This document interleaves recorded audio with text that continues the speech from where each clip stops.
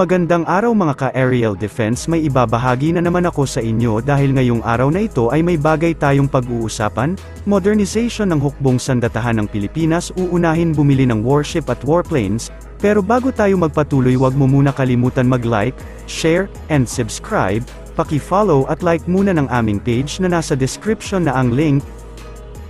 Ang isang archipelagic na bansa tulad ng Pilipinas ay kailangang mamuhunan sa pag-upgrade at pagpapalakas ng mga ari-arian ng hukbong dagat at air defense upang maprotektahan ang malawak na teritoryo nito.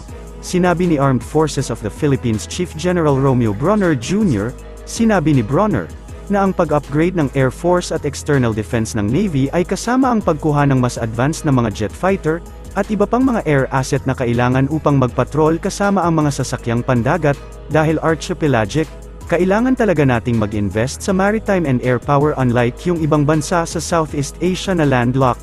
Dagdag niya, lumipat ang AFP Modernization Program para bigyan ang militar ng mga kakayahan na kailangan para protektahan ang Exclusive Economic Zone o EEZ ng bansa o 200 nautical miles mula sa baybayin nito. Ang shift na ito ay nagpapatuloy na ngayon sa ilalim ng Horizon 3 ng programa. Nangangahulugan ito na ang mga pagsisikap sa depensa ay nakatuon na ngayon sa pagtatanggol sa EEZ ng Pilipinas at hindi lamang sa mga baseline o baybayin ng bansa.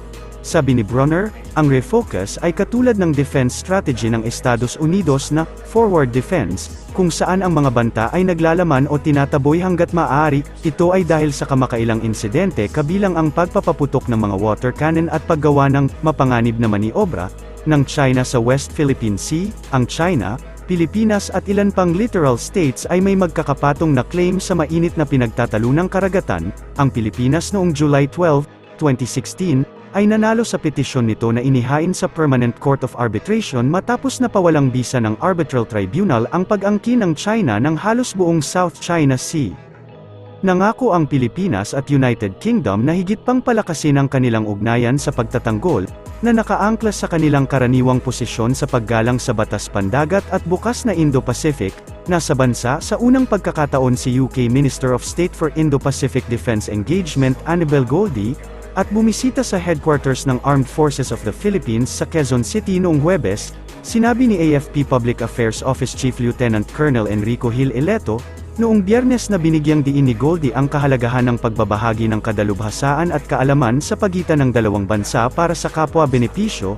Nakipagpulong ang mataas na opisyal ng UK kay AFP Inspector General Lieutenant General William Gonzales, at tinalakay ang mga pakikipag-ugnayang militar ng Pilipinas at UK na suportado ng 2017 Memorandum of Understanding on Defense Cooperation. Pinagtibay din ng dalawang opisyal ang kanilang karaniwang posisyon sa paggalang sa batas pandagat, at sa pagtawag sa mga ilegal na aktibidad sa Exclusive Economic Zone ng Pilipinas, sabi ni Ileto sa isang pahayag.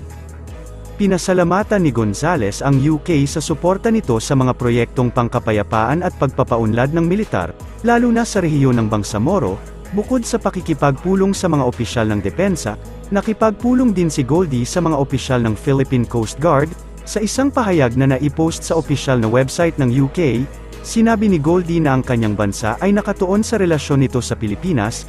Inaasahang bibisita si Goldie sa HMS Space sa Legazpi City at dadalo sa mga closing ceremonies ng naval exercise na sama-sama. Sa usapang digmaan sa Israel naman ay inihayag naman ni Foreign Affairs Undersecretary Eduardo de Vega, na gumagawa na ng paraan ang gobyerno para ma-repatriate na ang mga kababayan natin na naiipit sa gyera sa pagitan ng Israel at Hamas militants. Sinabi din niya na 3 Pinoy na ang kumpirmadong nasawi sa Israel habang 3 din ang missing.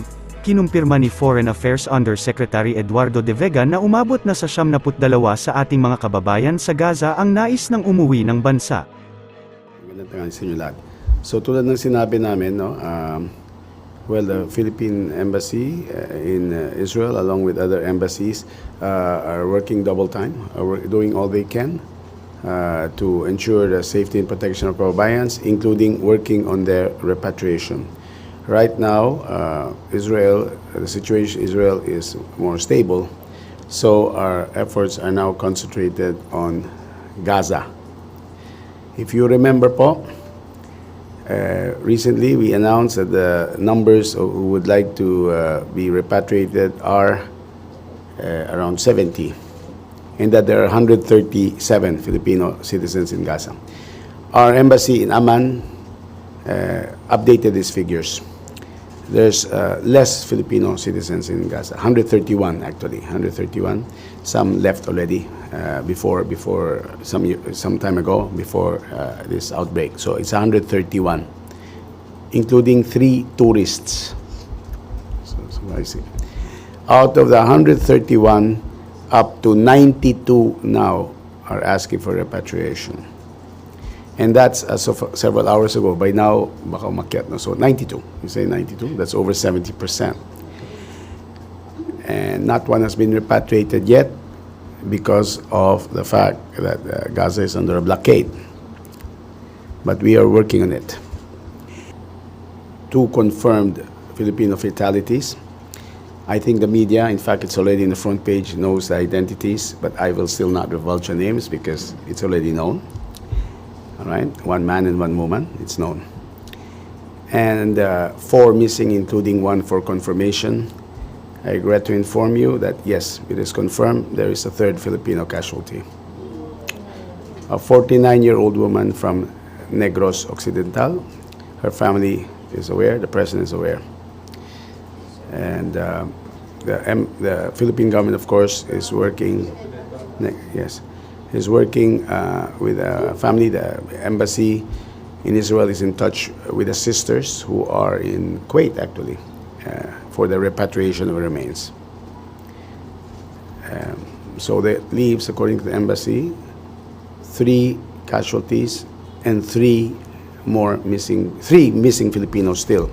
However, it doesn't mean that there's no hope, because as we said before, there were a lot more missing a week ago, and then paunti ng paunti. So possibly these 3 will still show up, no? We hope. And now we join the nation in extending our deepest sympathies to the relatives of the latest casualty, who was also a caregiver. Yes, so, of course, we thank also the Israelis for their assistance for our kababayans, no, who need protection in Israel right now.